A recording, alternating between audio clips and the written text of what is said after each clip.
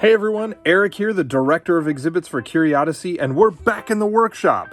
Not for long though, because we have some kitchen science today. That's right, I'm going to be stepping into the kitchen with my assistant and we are going to be taking a look at fluorescence. Now, would you believe in your house you probably have a lot of items that have molecules in them that can be excited by certain external energy sources. In our case, ultraviolet light, commonly referred to as black light. Now, this experiment is super cool and it uses pretty common kitchen ingredients. Definitely something you can do with your kids, and it's edible. So we're gonna head into the kitchen, gather up some supplies, and take a look at fluorescence in just a minute. But if you like this video, please help us keep creating ways to experience Curiodyssey from home with a donation today at curiodyssey.org. So let's go gather up those supplies and take a look at fluorescence. Are you ready? Hi, everybody. Hi. Are you ready for this? Yeah, I love that. Hey. What are we doing? Let's stop. What are we doing? What do you know about this tonic water? This ingredient? Green glow. Blue glow. So we're gonna be making fluorescent Jello. So tonic water is the secret ingredient, and it has this quinine in it, and that it has a molecule in it that excites under UV light. So to do this, we need some Jello. It doesn't really matter what flavor, but so let's open this up. What is that? Just a bag. Just Nothing. a bit. Let's empty that into this big bowl. So pour it into the bowl, please. Dump it in. Now, we need to do a little measuring. And we're gonna go for the strongest glow possible by replacing all the water with tonic water. Sometimes people use some. Whoa! That's how you do volcanoes. Hey, that's why these are here, right? That's why we add those. Yeah, put it a little closer so we. That's a good idea. Knowing me, you better have those nearby. We have our extremely fizzy tonic water. Like a fizzy. Now what we need to do is here, set this on the counter because you're gonna help me pour this. We need to get to this number one. So Number 2. can you help me pour? Number 1, please. Pour till it gets to number 1. And stop. There, that's good. Perfect. Number 10. Now I need to boil this, so I'm gonna put this in the pot. We'll get the heat on this one. We're gonna have a Heat whisk. that up, and then I need you to pour one more 1 cup, just like that. Okay then. One more 1. Stop. Perfect. Perfect. I knew. All right. Now we wait for a minute. Oh, but in the meantime, you can see this effect. Do you want to show this? Here, turn on your special flashlight and aim it at the bottle. Glow blue. See? Yeah. That is pretty neat, right? Okay. So we'll let that boil, and we will check back in a minute. Whisk. Okay. We get to have a whisk. It's boiling. It's boiling. It's boiling. All right. Here's your mixing bowl. This is your job. You're the stirrer. Mix. This is coming out. This is super hot. Be careful. Here, I'll pour it over here, so no splashy. Now stir slowly so that the powder dissolves. Move You this. can do this with a kid. Just that your kid has to be careful from whiskey. It's true. It might get burned. It's boiling water. That's the one thing to supervise. You can boil it in the microwave too. You don't have to boil it on the stove, But we're doing that because it's quicker. yeah.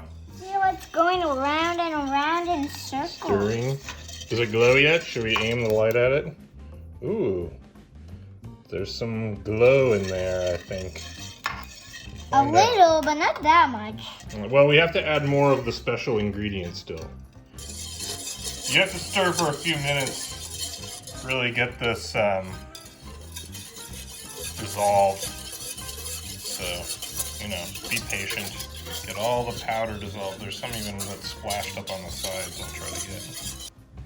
So, we have our Jello powder fully dissolved, and now add the rest of the tonic water with quinine in. Pour it in slowly. This is slow enough. Now, and stir that a little bit more, please, sir. Sure, but baby. Then you need a mold. We'll just use this glass Pyrex tray. So this shouldn't, you don't need to stir quite as long this time. Here, I'll give it a finisher out. Now let me do this portion.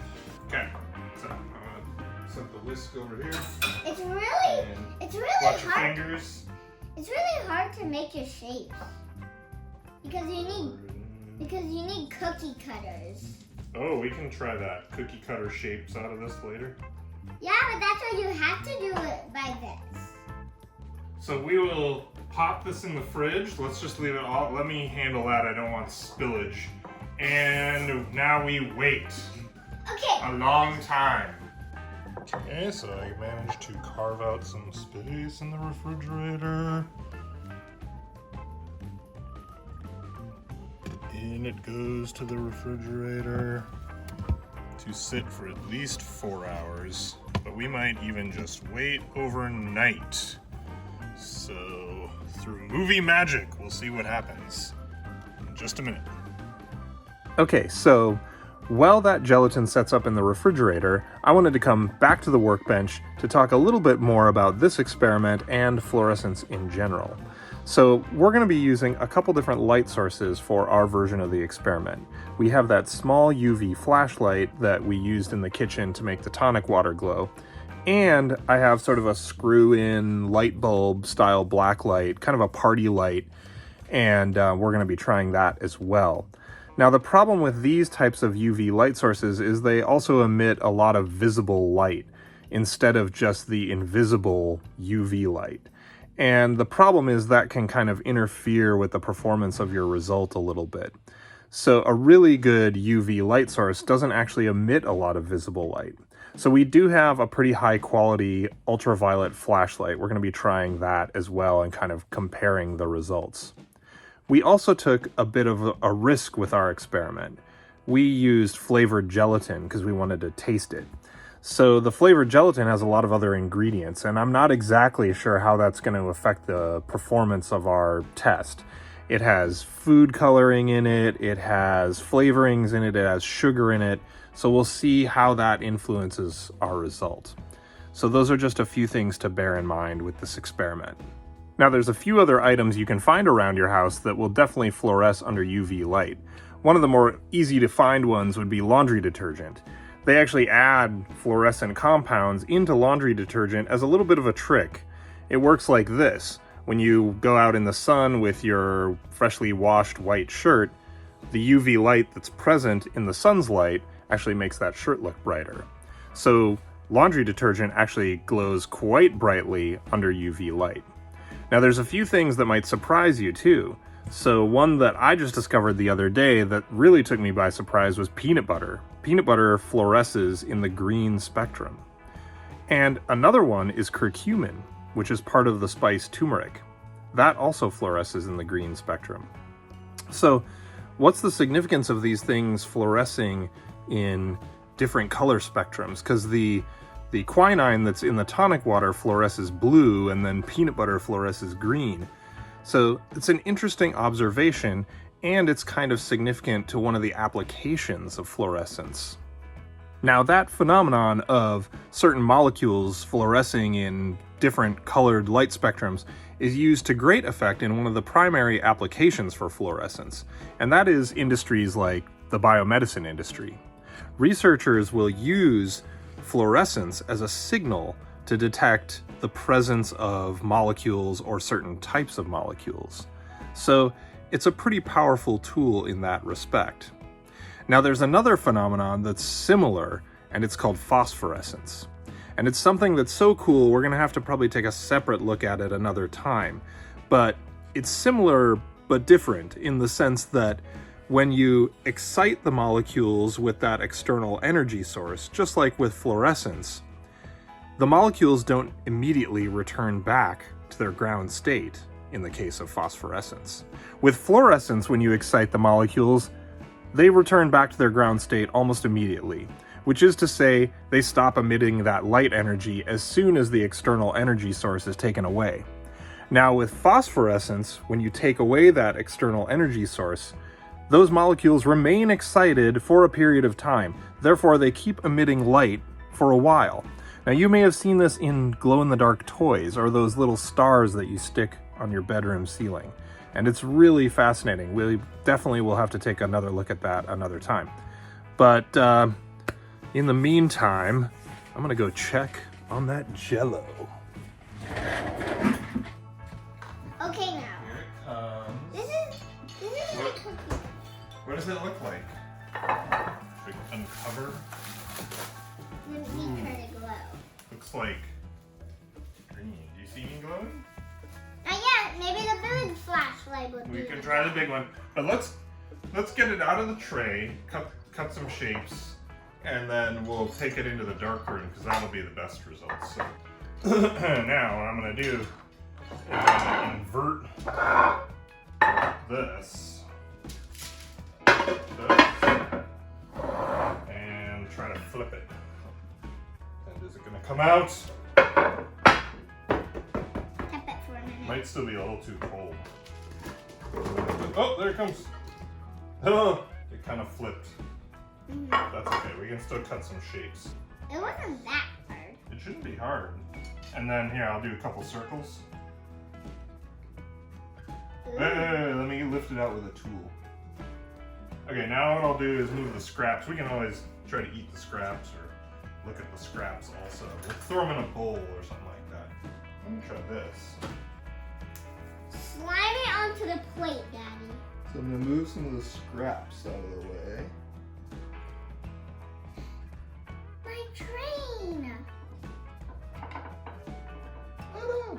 Don't worry. I like that. Get some circles.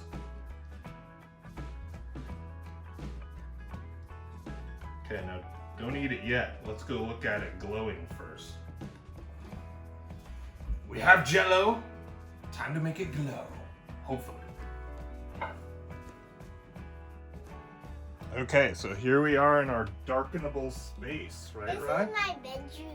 Oh, is that what it is? I thought this was our special laboratory. No! But yeah, well, you have the at room these that we can make the socks, Daddy. darkest. Oh, they fluoresce. Blue. They now I have the mega UV light here, right? The And big I one. got the tiny one for me. Now, there's a couple materials here. Ryan, do you want to demonstrate these with your light, please? Go ahead and shine your light on them. Now, these are super cool. This is, you know, some highlighter markers, and we have some special papers, and there's really neat effects. And here we have phosphorescent versus fluorescent. Yeah, And you can see that the phosphorescent continues to, here, let me try mine. Phosphorescent continues to glow after the light is taken away. Now these are some materials from a Curiodyssey science kit. Something to watch for in the Curiodyssey shop. They're really cool, and we have a variety of them, so something to look for. But oh, you want to do it with the lights off, huh? Shine your light right over here, Rye. wow. Yeah. Still need a little more friction. All right, so with that, should we bring in the Jello? Got some. We'll have to go get some forks For what? or spoons. Let's try mine. Does it glow? Yep. Glow white. A little bit. Let's try this one. This is where the UV light makes a difference. Yes. Look at that. Glowing Jello. You want to go get spoons? Okay, go get some spoons. What for? Okay, so my assistant brought us spoons, and I just think it's interesting. These even glow with the lights on, actually, with this really strong UV light. Can you aim at the bowl, Rye? The bowl of Jello over here. I mean, look at that. A very strong fluorescing in the blue spectrum, which is interesting. Are you ready to turn off the lights and take a taste?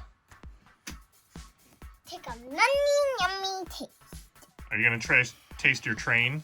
I'm gonna eat it. Lean over the plate. Here, I'll aim the light and you taste your... You can use your finger to push it on. There. Here, let's see. Let me see your mouth. I know you're not supposed to chew with your mouth open, but open up your mouth. Oh, there's... there's glowing... Oh, your Curiodyssey shirt fluoresces. All right. How does it taste weird? It might be a little bitter. Does it taste a little bitter? Mm-hmm. If you don't like it, that's okay. I'll make you regular Jello later. How about that? Because the quinine in the tonic water has a slightly bitter taste. Are you tasting that? Tastes yummy. Oh, you're going back for more? Mm-hmm. Going for the smokestack. Well, that everyone knows the smokestack is the best part. You're right, it is. Back for more, huh? All right, I'm gonna try a bite. Don't forget your circles. You can try the train. It's just easier to scoop it out of a bowl. Here we go. All right, I'm tasting.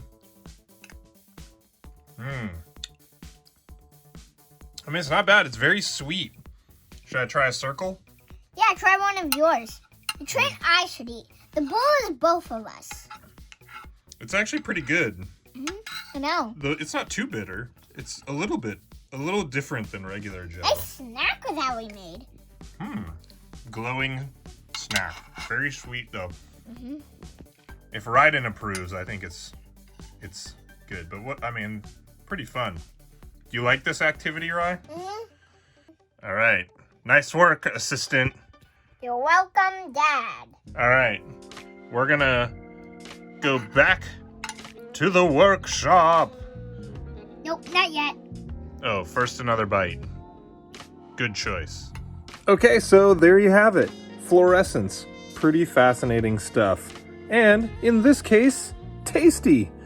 Now, I think my assistant had a lot of fun too, so it's a great experiment and something to definitely try.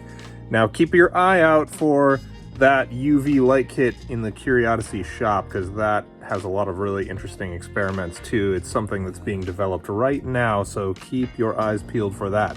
And, once again, thanks for watching. Please help us to keep creating science exhibits and zoo programs you can enjoy at home with a donation today at Curiodyssey.org. Thanks for chipping in. And we'll see you next time.